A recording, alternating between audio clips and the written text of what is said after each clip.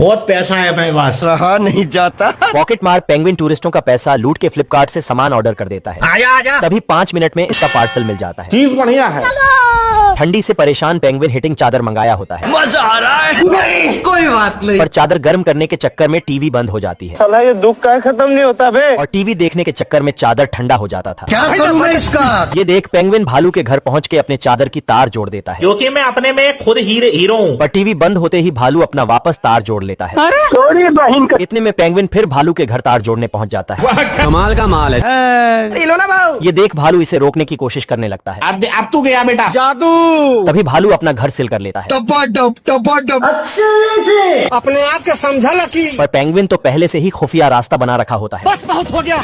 Mummy रे। क्या रे? इतने में भालू इसे धर के टीवी में ही ठूस देता है। 50 साल हिलाओ कुछ नहीं होगा। क्योंकि मैं जानता हूँ। बहुत मजा आ रहा है यहाँ पे। अभी बता है भाई।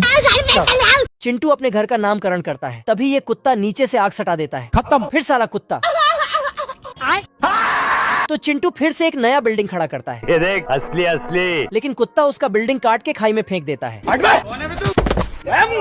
और फिर तभी बारिश होने लगता है तो डायलॉग मारता है, तेरे नाम का कुत्ता पालो साले। तेज बारिश में कुत्ता खर्राटे लेके सो रहा था। तभी चिंटू उसका छत गायब कर देता है। तो कुत्ता औरत कुत्ते को घर में रख लेती है। पर आदमी चिल्लाने लगता है। तभी दरवाजे पर चिंटू का एंट्री होता है। आदमी चिंटू पे चिल्लाने लगता है तो चिंटू नाटक करने लगता है। चैप्टर क्लोज हो गया। औरत चिंटू को बेड पर सुलाकर कुत्ते से बोलता है, दोनों आपस में झगड़ना मत, प्यार से रहना। लेकिन औरत के अंदर जाते ही कुत्ता तो चिंटू अंदर से फिर उसके पीछे दौड़ता तो ढक्कन आगे कर देता है। कुत्ता और चिंटू झगड़ रहा था। तभी आदमी नींद में चलते हुए आता है तो दोनों फ्रिज में घुस जाता है। अच्छा। फिर आदमी फ्रिज से कुत्ते को चिकन समझकर बाहर कर लेता है और चिंटू को सॉस समझकर। कुत्ता का काम तमाम होने वाला था। नहीं। कुत्ता पीछे खिसकता और घड़ी को रखकर निकल लेता तो आदमी घड़ी को ही चिकन समझकर काट देता है और चिंटू का टोपी उठाकर सॉस डालता है तो साला चिंटू भी उसी तरह नाटक करता। चलो भाई। आदमी टूटे घड़ी को डस्टबिन में डालने जाता तो कुत्ता वहीं से निकलता है। तभी आदमी का नींद खुलता है। नहीं, यहाँ कुछ तो गड़बड़ है। और कुत्ते का बटन दबाकर बाहर फेंक देता है और इधर चिंटू आराम करने लगता है। तभी एक पाइप इसके नजदीक आता जो इस कुत्ते ने डाला था। उसमें एक पटाखा डाल के फूंक देता है तो चिंटू भी उधर से फूंक देता है। फिर साला कुत्ता जल्दी से एक गड्ढा करता और अपना पूंछ उसमें डालकर कान बंद कर लेता है। क्या होता है? फिर पूंछ देखता है। बाप रे। ये कुत्ता चिंटू को अपने पास बुलाता है। फिर चिंटू कुत्ते के पास आते ही फिर कुत्ता जाता है और चिंटू को दबोच लेता है। रुक जा। पर चिंटू बोलता है, ये लो कैमरा और मेरा फोटो खींचो, मैं आदमी को बेड से गिरा दूंगा। फिर तुम उस फोटो को दिखाकर इस घर में राज करना। कुत्ता उसी तरह करता है और चिंटू भी। लेकिन आदमी थोड़ा ज्यादा ही नीचे गिर जाता है। कुत्ता फटाक से फोटो का प्रिंट निकाल के आदमी को दिखाता है। लेकिन फोटो में कुत्ता दिख रहा था तो कुत्ते को बाहर फेंक देता है। साले को छोड़ूंगा नहीं। आदमी सोफा पे सो जाता है और कुत्ता बाहर चिल्लाता है। तभी साला कुत्ता नीचे से चिंटू का बेड गिराने के लिए आरी से काटने लगता है तो चिंटू अपना बेड साइड करके आदमी का सोफा रख देता है तो आदमी मैं तो टूट गया। कुत्ता आरी को मोड़कर खा जाता है। अरे हम तो गरीब हैं, एक गरीब किसी को क्या दे सकते। पर तभी चिंटू मैंने कुछ नहीं किया। कुत्ता फिर से बाहर चला जाता और इधर चिंटू तो इसको भी। फिर औरत चिंटू को वापस घर के अंदर लाती है और आदमी को घर से बाहर फेंक देता है। खरगोश के घर में हवाई जहाज खड़ा कर देता है तो खरगोश निकलता है और सीधा हवाई जहाज में चढ़ जाता है। खरगोश के घर में हवाई जहाज खड़ा कर देता है तो खरगोश निकलता है और सीधा हवाई जहाज में चढ़ जाता है। किधर है बे? लेकिन जहाज पे कोई नहीं दिखने के कारण साले को छोड़ूंगा नहीं। खरगोश जाके पायलट के सीट में बैठ जाता है और जहाज उड़ाने का नाटक करने लगता है।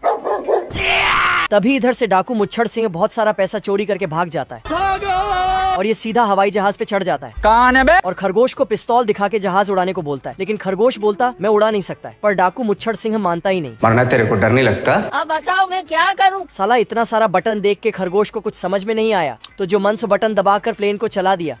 लेकिन गाड़ियों वाला रोड पर। तभी एक बिल्डिंग सामने आता है तो मुच्छड़ सिंह साला खरगोश हवाई जहाज को चांद की तरफ ले गया और अचानक नीचे की तरफ मोड़ दिया तो डाकू मुच्छड़ सिंह खरगोश के पास आता है। पर खरगोश जहाज उड़ाने का खरगोश पड़े हुए चीज को याद कर रहा था। पर मुच्छड़ सिंह देखता है कि जहाज जमीन में गिरने वाला है तो बोलता है अब तो रोक ले। लेकिन खरगोश बोलता अबे याद तो होने दे तब ना रोकेंगे। और खरगोश गाजर चबाने में लग गया और मुच्छड़ सिंह गेंद खेलने में लग गया। बाप रे। फिर मुच्छड़ सिंह नीचे देख के आता है और खरगोश से हाथ जोड़कर जहाज रोकने को बोलता है। मैं तुम्हारे बाप का नौकर नहीं। लेकिन खरगोश मना कर देता है, नहीं नहीं नहीं नहीं नहीं। पर दूसरे तरफ मोड़ लिया। हाँ भाई सुन ना, सामान लेके पहुँच और बंदे लोग को भी कॉल कर दे। और खरगोश वहाँ से चला जाता है। अरे रुक जा। तो मुच्छड़ सिंह पिस्तौल लेके खरगोश को बोलता है, जा जहाज उड़ा।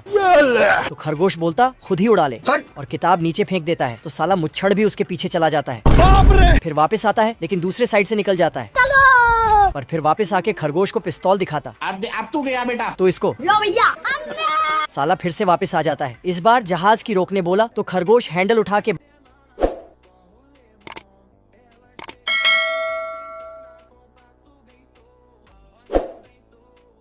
ये बतख पेड़ का डाली काट देता है और उसमें काला गम लगा देता है। तभी एक गिलहरी नींद में चलते हुए आता है। तो फिर से चलता है। ये क्या है? लेकिन उछल कर अंदर चला जाता है। देख लो भाई। गिलहरी दूसरे गिलहरी को खींच के उठाता है, पर इसके हाथ में गम लटक जाता है। अब देख तू। लेकिन जब गम को छुड़ाने की कोशिश करता है तब उल्टा और ही चिपक जाता है। तो इसको इसी तरह खींचकर बाहर ले जाता है। लेकिन तभी गिलहरी का गम छूट जाता है। लेकिन ये साला बतख एक लंबा कैंची लेके गिलहरी को डराने लगता है। किधर है बे? मैंने कुछ नहीं किया। फिर गिलहरी अपने काम में लग जाता है, पर तभी बतख कैंची से यहाँ पे क्या हो रहा है? और उसका डाली ही काट देता है। पर बतख थोड़ा सा अच्छाई दिखाता है। लो भैया। बाप रे। Thank you. लेकिन वो सिर्फ ज्यादा देर तक मस्ती करने के लिए था। गिलहरी इधर उधर भागने लगता है और बतख अपना कैंची उसके पीछे दौड़ाने लगता है। गिलहरी दौड़कर जाके अपने भाई को बताता है। हम्बा हम्बा रम्बा रम्बा कम्बा दुम्बा दुम्बा। लेकिन गिलहरी का भाई ये मानने को तैयार ही नहीं था और एटीट्यूड से चलते हुए बाहर जाता है। लेकिन तभी ओ भाई ये क्या है? फिर ये दोनों डंडा लेकर बाहर उस दानव को मारने जाता है। रे रुक जा। आजा आजा आजा। पर दानव मतलब कैंची इसके पीछे ही रह जाता है। साला दूसरे गिलहरी के परछाई को दानव समझकर मारने लगता है, लेकिन कैंची पीछे से। और फिर गिलहरी मैंने कुछ नहीं किया। तभी इसका भी काट देता है डंडा। बाप रे। कैंची को देखकर दोनों भाग जाता है। फिर कैंची इनका अखरोट चुराने लगता है, जिससे गिलहरियों को शक होता है। फिर नीचे देखा तो पता चला ये दानव नहीं बल्कि बतख है। साले को बम से उड़ा दूंगा। फिर ये दोनों मिलके एक पत्थर को कैंची में पकड़ा दिया। तो बतख गिलहरी नीचे उतरता है और बतख के ऊपर से पत्थर हटाकर उसको बाहर निकालने की कोशिश करता है। क्या रे भिकमंगिया? लेकिन बतख का मूड खराब था, इसलिए ये गिलहरियों के पीछे दौड़ पड़ता है और डालियों पर से सर्कस करने लगता है। पर तभी गिलहरियां पत्ती में छिप जाता है, तो बतख उसे ढूंढ नहीं पाता है। तो जाके घास काटने का मशीन ले आता है और पूरा पेड़ पर दौड़ाने लगता है। तो गिलहरियों ने एक गजब का दिमाग लगाया। बतख को बेवकूफ बनाकर बिजली के तार की तरफ भेज दिया। तभी बतख को होश आया, मर गया भैया। लेकिन तब तक खत्म। Bye bye.